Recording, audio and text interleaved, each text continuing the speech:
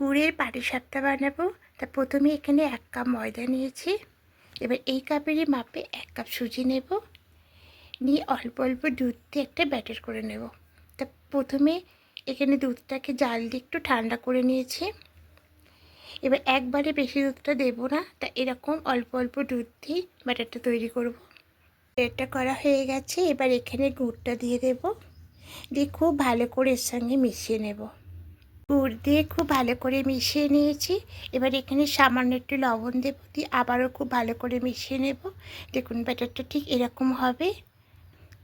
হাতার পেছনে দেখুন একটা পাতলা লেয়ার হচ্ছে, একটু হাতে করে টানলে আবার মিলিয়ে যাবে। ঠিক এরকম করে ব্যাটারটা করতে হবে।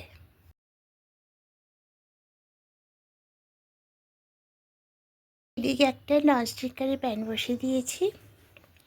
এবার খুব ভালো করে গরম করে নিয়েছি।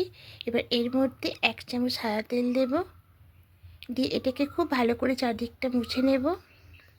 নিয়ে 1 হাতা ব্যাটার দেব, দিয়ে হাতার পেছন দিকটা করে এভাবে করে চারিদিকটা চাড়িয়ে নেব।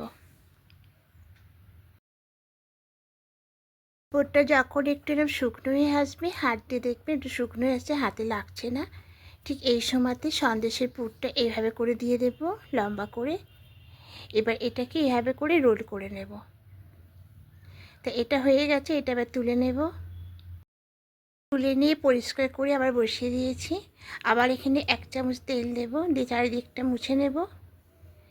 দিয়ে 1 হাতা ব্যাটার ঠিক এইভাবে করে দিয়ে হাতার পেছন দিকটা করে চারিদিকটা চাড়িয়ে নেব। পুরটা শুকনো হয়ে এসেছে। এবার সন্দেশের পুরটা এভাবে লম্বা করে দিয়ে দেব, দিয়ে এবার আস্তে আস্তে করে মুড়ে রোল করে নেব। তা বাকি পিঠেগুলো সব এভাবেই করে নেব। পাটিসাপটা পিঠেগুলো সব হয়ে গেছে। আর গুড় দিয়ে পিঠে করলে বললো দারুণ খেতে লাগে, টেস্টটা একটা আলাদা।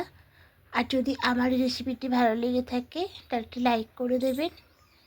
আর নতুন বন্ধুরা যারা দেখছেন এখনও সাবস্ক্রাইব করেননি, তাদের কাছে অনুরোধ রইল সাবস্ক্রাইব করে পাশে থাকার জন্য।